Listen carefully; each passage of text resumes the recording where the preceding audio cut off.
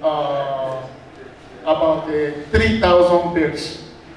If they lost 500 on transit, it's none of our business. We've taken the stock that left the farm, and we've taken the value. So we can't do without them, but you can try your best to minimize their effect. Thank you very much. So we'll leave our discussion to the marketing session. Can we continue with you? Thank you. So there are several people along the value chain of agriculture. I've discussed asking the assignment to come back to that later. Effective communication and teamwork. In teamwork, we have to communicate and see what our question is. Because you can't work together without talking to each other. We cannot communicate. If you are together, you have to talk to each other. I talk, you listen. You talk, I listen. So coming together, effective communication is key. So we need to express our ideas so that the other person will understand. And then when I'm talking, you listen. When you are talking, I also listen. So I have to be an active listener. Hey, what's up? Show you what. So I think there's a security information. You can come over, sir. This is the CSO of the institute. Good morning, everyone. Senior colleague, good morning. Please, I'm the CSO of this institute. Please always go around with your ID card. Something happened yesterday. Those who have happened to, they are yesterday with you, and them with us. Please go around with your ID card. I checked you, you are not the ID card, I will take you to any police station. Thank you, God bless you. To be forewarned is to be forewarned.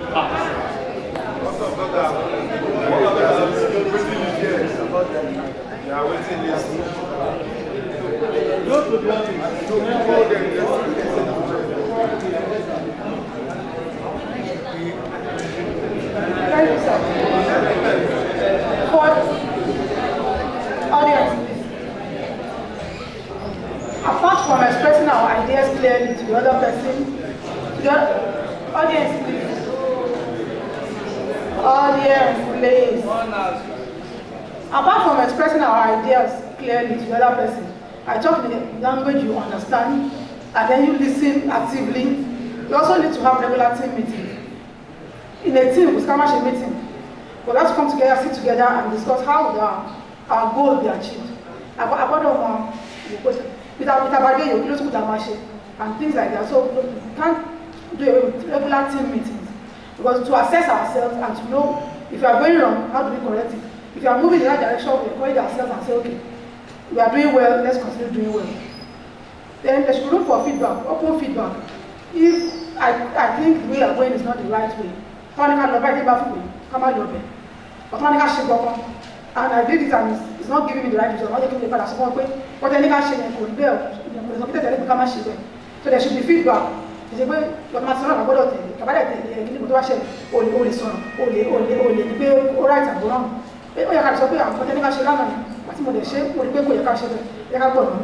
should be feedback among the team members. Then first, as a team, we need to collaborate. How are the team can collaborate? Yeah. When we are collaborating, we have to be on the same page. Collaborate. We have to have shared goals and objectives. Team member objective pay, tomato. Team member we are already divided. Except we agree that we are going to do maize and tomato. But if I'm thinking tomato, the other person is thinking oil palm. We must be on the same objective and the same goal. Mutual respect and trust. In a team, because you respect the class government, don't respect our class government,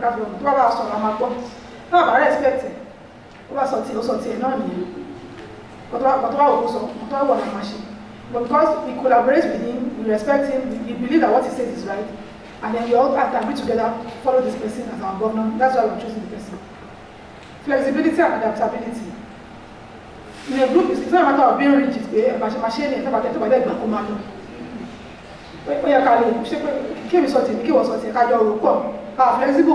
see the best out of this issue. not that ọtí tí gómìnà bá ti sọ náà ní ìlú gbọ́dọ̀ tẹ̀lé gómìnà ìjọ lẹ́yìn sọ yẹn ní ìlú kó yẹ ká ṣe bẹ́ẹ̀ ṣe kí ọ̀rẹ́ sọ ti ẹ̀gbẹ́ ẹ̀jọ̀ sáà ẹ̀jẹ̀ káwọ̀ báyìí àbí sísá mi ẹ̀jẹ̀ káwọ̀ báyìí kánà pé àwọn tọ́lẹ̀ ìbọn tẹ̀sán yẹn ká tẹ̀lé but if it's not like that it's just gómìnà ti sọ tí wàá yẹ tẹ̀lé kó máa lọ àbáṣemọ́ nígbà that's not the thing there is no collaboration what abẹ́ ṣe yẹn gan a lè achieve it. Collective problem solving kò sí káwà ní tí problem máa ṣẹlẹ̀ for us to be able to collaborate effectively we will be able to solve our problems collectively. lórí ẹ̀ka ṣẹlẹ̀ lóko ṣe pé ṣe bóun ló lọ sóko lánàá ẹ̀ẹ́gbọ́n tó bá ṣẹlẹ̀ ó yanjú ẹ̀ forgetting that okun yẹn àmàjọ níní ayọ̀dá ayọ̀dáwó síbẹ̀ nǹkan tó bá ṣẹlẹ̀ sóko tí ò right ó yẹ kó jọ kọ́ gbogbo wa ní so there should be collective problem solving tí nǹkan bá dá ó yẹ kí mi lọ sọ pé ká má ṣe bẹ́ẹ̀ yẹn o ògùn tẹ fi lánàá ó fẹ́ kó lẹ́mí kó ra ẹ̀ka try me but máa wò pé wọ́n fi náà nìyẹn tó wà ṣe kó má ṣe at the end of the day what I fẹ́ achieve and they achieve so we must collaborate efficiently. ní àmúrelé ní ẹ má bẹ̀rù ṣé bá ṣe bẹ̀rẹ̀ ní ẹ̀yìn kan já mi láyà lọ́wọ́ ṣe lọ́mọ́ yìí are we following? Ṣé ká bẹ̀rẹ̀ silence ní báyìí? Kásáré ṣe kí lè mọ̀ pé ẹ̀ follow ni? Àárọ̀ mi ò gbà bẹ́ẹ̀. Ẹ máa bèèrè náà ni mò ń sọ. Ẹ kásáré bèèrè fún mi. Kí lè bẹ̀rẹ̀? Ẹ a máa ṣe ń sìn àlè máa sọ nílẹ̀ ṣe gbà ní. Sílẹ̀ rú. Ẹ náà ní ibi ká ló kíláàsì ọ̀gá náà assignment. Ájọ́ àbùtù ni. Òtítà ṣe tí ò ṣe àbí bá ẹni kò má dáa akásọ̀ pìtì èmi nìyẹn tí wọ́n gẹ̀gọ́ ló dájú. So in teamwork kò sí bá ṣe fẹ́ jọ ní àjọṣepọ̀ ká má ní challenges. There are challenges to teamwork. These challenges will arise based on any reason oríṣiríṣi kan ló lè fà. Tàbá dẹ́yẹ sí àwọn kan pé ànígbọ́ta àwọn obìnrin àwọn ọmọ ènìyàn ló lè sọ̀rọ̀. Ó máa ń ṣẹlẹ̀ cultural gender barrier pé obìnrin náà lọ́pọ̀ kí wá ló wà ẹ ṣe jà rẹ̀ so ẹ ṣe ayé yọjà síta so bó ṣe wà nìyẹn kí ẹ sọ pé àwọn obìnrin là ní gbọ́dọ̀ àwọn obìnrin là máa gbọ́ team comprise of ọkùnrin àti obìnrin so bóbìnrin ṣe lè sọ bẹ́ẹ̀ lọ́kùnrin ṣe lè sọ nínú team kí ẹ ti pé nǹkan tóbìnrin sọ pé kí náà sọ tó bá sọ̀rọ̀ tó mi bá sọ̀rọ̀ yẹ ká lè sọ pé bọ́tẹ́ sọ yẹn ó lè púpọ̀ wá o ẹ̀yẹ́ ká tẹ̀lé kò má tẹ̀lé pé ẹ̀kọ́ obìnrin ló sọ ká má tẹ̀lé kò mí ó lè jẹ́ àpò tóbìnrin yẹn sọ ló máa yẹ ẹ̀kọ́ àdúṣẹ́ tà ṣe so kìkẹ́ bẹ́ẹ̀ pé olóbìnrin ló sọ̀rọ̀ ká gbà sẹ́gbẹ̀ kò má tà kú ẹ̀fì yẹn lẹ̀ obìnrin ẹnjìníà wà fún wa obìnrin ṣe sólà tí ló tún kù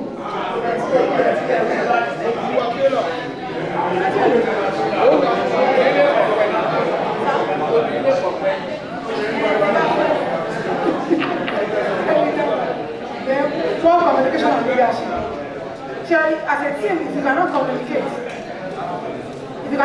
among the team members, if there is no effective communication among the team members, problem is because èèyàn nílé sọ̀kọ́ tó wà lọ́pọ̀ but wọn pèsè bá kókó sọ náà wọn ní tẹ̀lé then that will be a problem.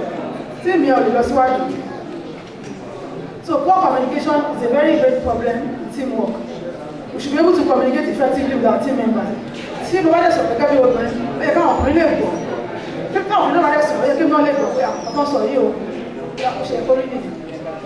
Then when there is unequal benefit or recognition tó yẹ pé àwọn kan là ń gbọ́ tí àwọn kan wọ́n sọ̀rọ̀ ìṣẹ́ tó gbọ́ tí ìyẹn ò lè mú forward bẹ́ẹ̀ but afẹ́ achieve and achieve wọ́n sọ pé placards governor àti ẹ̀kúrò kọ̀ọ̀dà tó wà nílẹ̀ speaker INEC bẹ́ẹ̀ pé tó wá sí ìyẹn láwọn méjì yẹn tó máa tẹ́lẹ̀ fẹ́ sọ̀rọ̀ àdìgbò unequal benefit yẹn àti àwọn yẹn láta kò ní ọ̀gá so àwọn ìkú máa sọ̀rọ̀ ṣe bá gbọ́ tiwọn ìyẹn kó rí bẹ́ẹ̀ even ká sọ pé ìbáṣepọ̀ tó kéré jù ní ẹjọ́ rẹ̀ tó kéré jù ní ẹbí nínú bí tó bá sọ̀rọ̀ yẹ kí ọ lè fura torí pé ó jẹ́ ọmọ ẹgbẹ́ yìí òun náà ní ẹ̀tọ́ láti sọ̀rọ̀ kí wọ́n dẹ̀ tó tó bá sọ̀rọ̀.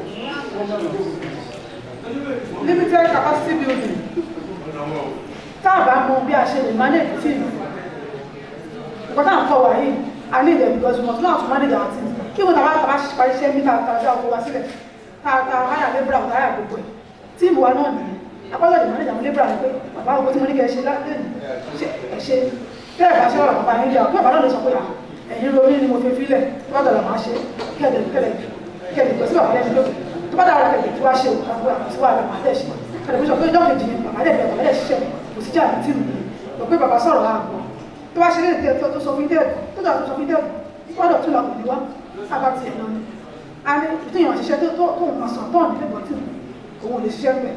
So even as a CEO, as a director of your firm, your workers and your team members, you have to deal with them not with pay or gas, someone share kind of. Look at your organ. Ṣùgbọ́n àwọn náà, wọ́n yẹ kó lè sọ̀rọ̀ káàdì gbọ́ pé à lórí wọ́n mọ ṣẹ́yìn àti wọ́n mọ̀ tó àti gbogbo àwọn tó wà wọ́n mọ̀ tó àti extent. Pé káwọn lè sọ̀rọ̀ pé à ọ̀gá àbálẹ̀ ṣe báyìí mọ̀ pé à lóòótọ́ ni ìjà ṣe bẹ́ẹ̀. Ẹgbẹ́ wa ní pé torí ọmọ ṣẹ́yìn tó bá sọ̀rọ̀ lókàn ìmọ̀lógún mi tó bá wọ̀ ṣe ìmọ̀lógún mi ẹgbẹ́ àwọn ọkọ̀ yẹn ń fẹ́ lọ nìyẹn.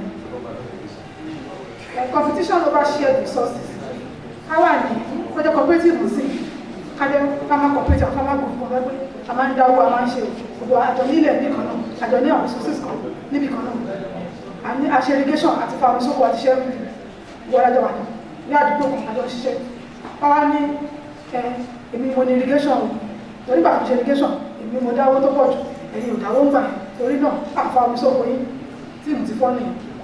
The problem of Nigeria ẹ̀rí sọ ẹ̀sìn ti bẹ́ẹ̀ ọlọ́pàá so tá a bá lè ṣe àkọ́tàjọ ní problem wa tí mi ò lọ síwájú lára ẹ̀kọ́tà fẹ́ àjíwà ní àjíwà tó lẹ́yìn náà bomi sókó ipá tó kọ ẹ̀lẹ́nu wọ́n máa ṣe ẹ̀kọ́ máa rí èrè kankan kó lọ́la tó kó ti bẹ̀rẹ̀ sí fíìmù yẹn.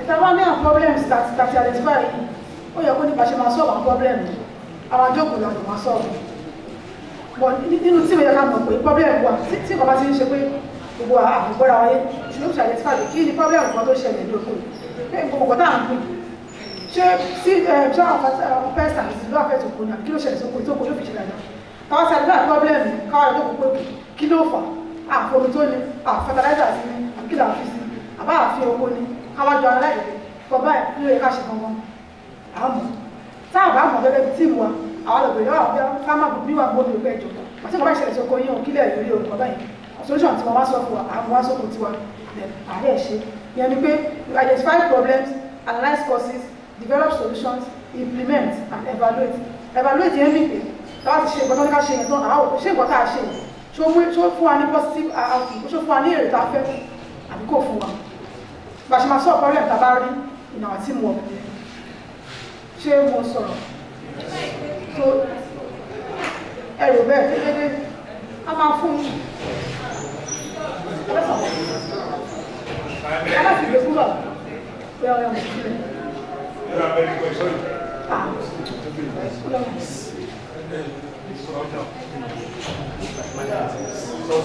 bẹ́ẹ̀ ní ká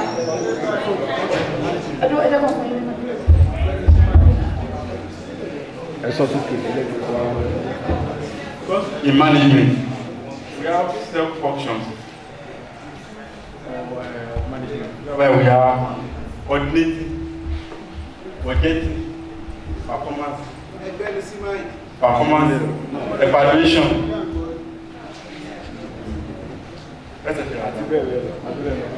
So what I start we have what are these are just so I'm calling teamwork that I say that I'm very comfortable as I teach a business study.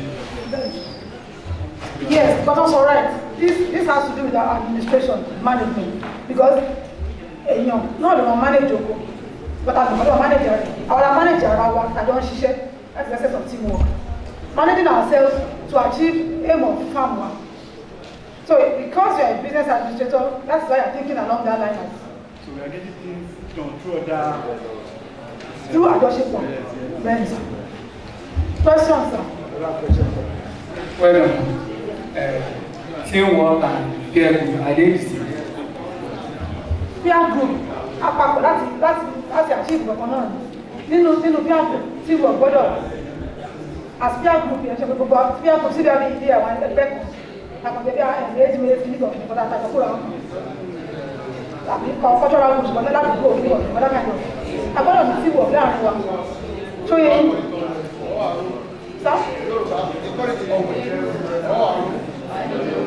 Yorùbá ẹ̀kọ́ fún ṣáwọn ṣe nínú bí àgùkù bí àwọn gbọ́dọ̀ ní teamwork ọ̀rẹ́ group wọn ó máa kọ́ papọ̀ ìdí ẹni group rárá teamwork gbọ́dọ̀ wà bẹ́ẹ̀ tí wọ́n bá papọ̀ teamwork tó bá kọ́ papọ̀ tó bá papọ̀ yẹn ọgbẹ́ ti fọ́ nìyẹn.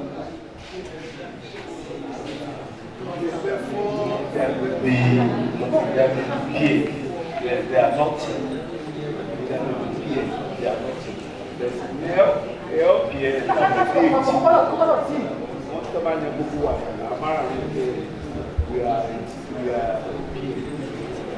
are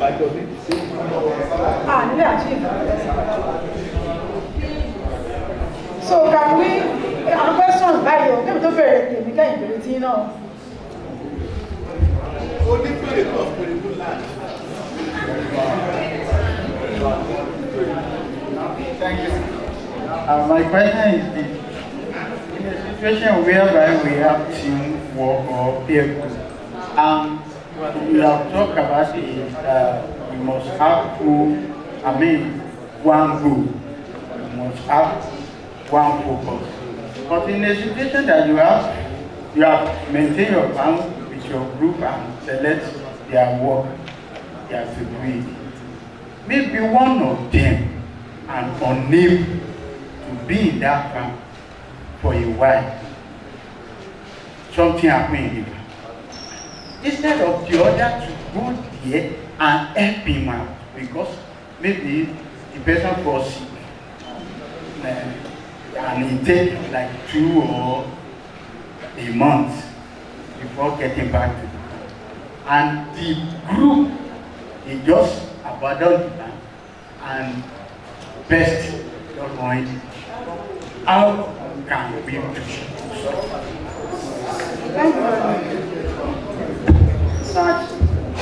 You need to identify, they have not identified the problem. Yes, if they have not identified, you must identify the problem. Yes. The problem is a team member got sick, and the other members did not help on his farm. One day I real quick, and back, one day they help him. One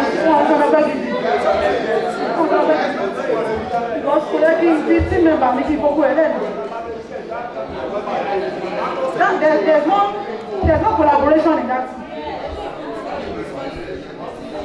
You can form team with your group if you have farm around. That means the person wants to go far, but maybe they are just beside each other. Because if it's a team, the success of yes, because that farm will affect them too. So it's not affecting them, that's why they check. So there's no team in that. Except because if it's a team, they shouldn't leave the other person's farm.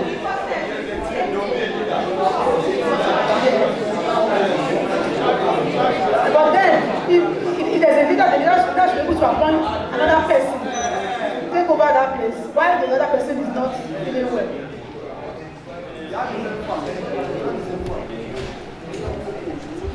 Please, how do we avoid hazard or risk associated with teamwork? Let me cite an example. There was this poultry group. In fact, it was the reference from Amo that the coordinator brought up that made me remember the incident. It was this same Amo project in affiliation with NASA Finance then. These farmers, they were mobilized to rear birds, and it was a cluster thing. And I think about 7 of them, they were in one pen, 7,000 birds. And one of them went and sold 400 birds, harvested 400 birds. They just noticed that the birds, they are usually unsettled. Nobody unsettled.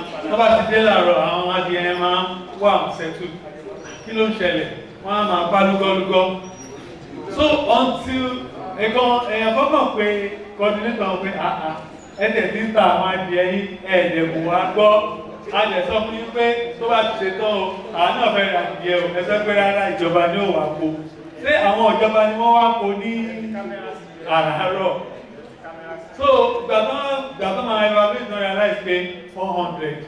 In fact, above 400 were missing, and it was later traced to this guy.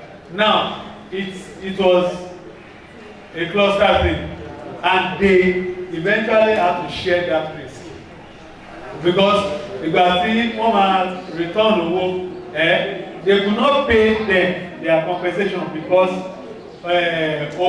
ojú owó yẹn wọlé tán. So it became a shared risk on all of them. So how do we mitigate this kind of thing in teamwork? Thank you very much. That's why I brought us here. A collaboration, mutual respect, and trust is key in teamwork. The team members that work together should be able to trust one another. If we begin to see somebody that is not trustworthy or whatever, then better identify that person and get the authorities involved.